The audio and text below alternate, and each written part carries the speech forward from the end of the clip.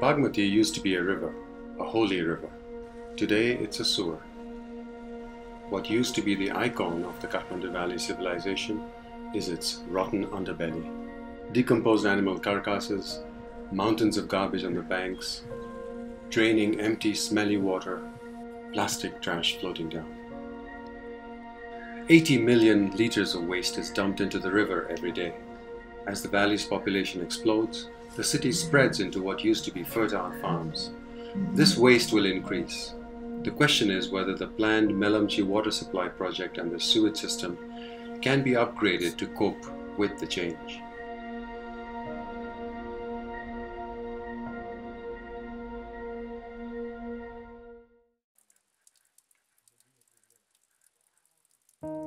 The Bagmati starts as a clear spring deep in the forests of the Shivapuri National Park north of Kathmandu at Bagdwar. This is a holy place, and the crystal clear water is channeled into the tap for devotees. There is a myth that the river rolled out of the Lord Shiva's laughter, and he later proclaimed that anyone who bathes in its waters will be absolved from all sins. For the Kathmandu Valley, our civilization started with the Bagmati River, and there are a lot of cultural rites and rituals, many functions, many jatras that actually involves river. But with river pollution, things are changing. Our identity is based with our culture, and which is very close or connected with our river. So if the river is losing its respect, its value, then definitely we are also kind of in a verge where we are losing our identity.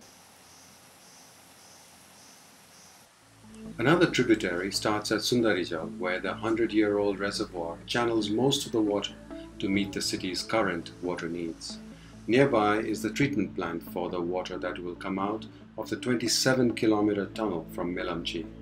The project is going to be completed this year. From here, the river flows 28 kilometers to the city before it exits through the gorge at Chobar. The sandy floodplains have all been built up now, and the river is channeled through a rock canyon in many places. Rivers in the headwater within the protected area, Shivapuri National Park, the water is still very clean. Right from the Sundarijal, the river gets polluted, and gradually when it comes down to the suburban to urban areas, it gets extremely polluted, and also the volume of water is decreased because of the dam in the upstream. The water is collected for hydropower and drinking water for the Kathmandu Valley. Between 1960 and 2017, Kathmandu's valley's population rose from 400,000 to 3.5 million. The river's infrastructure has failed to keep pace with this growth. The river has also become a dumping ground for solid waste. It is where the cremation sites are located. Most of the new slums are along its banks, and until the sewage canals emptying raw waste into the river can be channeled to treatment plants along the river, it'll never be clean. 20 years back, Nepal government has set a goal to make the upstream of Pashupati area sewer free. In 2002, they have constructed this one and only operating wastewater treatment plant in Nepal. In those days, the treatment plant is sufficient for treating the sewer coming into it from the areas like Mitra Park, Baudha, Jorpati and Gokarna. But these days, because of the booming of population, the settlement is growing so rapidly that the sewer also grown accordingly. The sewer coming these days in peak hour is more than 600 liters. The design capacity of our treatment plant is only 200. Apart from the sewage, there is one other problem: garbage. Mountains of plastic and other non-degradable waste are piled high like embankments along the Bagmati, especially the stretch along Thapatali to Balku. The smell here is overpowering. In the past 2 decades, many have attempted to revive the river, but were unsuccessful as garbage kept piling up along the banks. The Bagmati cleanup campaign that started as a voluntary citizens movement has been the most successful so far. It has become not only a cleaning campaign, it has become a civil movement also. Nobody used to come to Bagmati.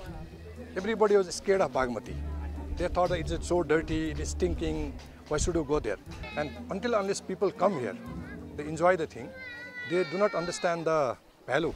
So within these 4 years, we have been able to bring people to the banks of river. The Bagmati cleaning campaign collected over 7,000 tons of garbage in about 4 years. The sections of the river have been adopted by communities and institutions along the way. While the citizens' cleanup has gathered momentum, the government's efforts for garbage disposal, sewage treatment and drainage are moving very slowly.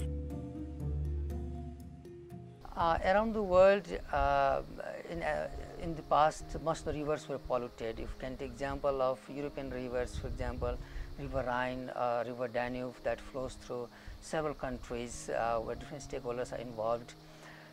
There, during 1950s to 1970s, due to different human activities, rivers were deteriorated, were polluted. So they started to discharge only the treated waste into the river. They stopped throwing the garbage into the river and making several laws, policies to enforce for the good practice for river restoration. With the promise of the long overdue Melamchi water supply project, things are likely to improve. The Bagmati's flow will increase, perhaps even the falling groundwater level in the valley will rise again. So far, there are plans for 5 sewage treatment plants to be set up across the valley along the river. After constructing all these 5 wastewater treatment plants, we hope fully manage the sewers of Kathmandu Valley, not 100%, but more than 70% of the Kathmandu Valley's generated sewer can be treated. These days, the water supply, for water supply purpose, KUKL is tapping 60 to 80% of water in upstream of Bagmati. So after succeeding the Melamchi project, the tapping of such quantity of water would be reduced drastically, and that will be the positive part for enhancing the flow of Bagmati. Planners and experts say the city has mistreated its river so badly, things cannot get much worse. In fact, there are signs that improvements are afoot. But while the interventions can address the carrying capacity of the valley today, the big question is, what will happen if the city just keeps growing at the present rate? Government needs to make a master plan before restoring the river, and this master plan should be based on sound research to understand where the river needs the immediate action, because the entire stretch from Sundarijal to the Chobar or downstream doesn't have the same quality of water. So different river section needs different priorities, and that needs to be prioritized with the help of all the sectors, with social science, with pure biologists, with hydrologists, with engineers and so on. When I ask people about okay, who owns the river, then it's like everybody. So it's like a common property, right? But then when I ask my respondents about who is to clean the river, then it's always the government.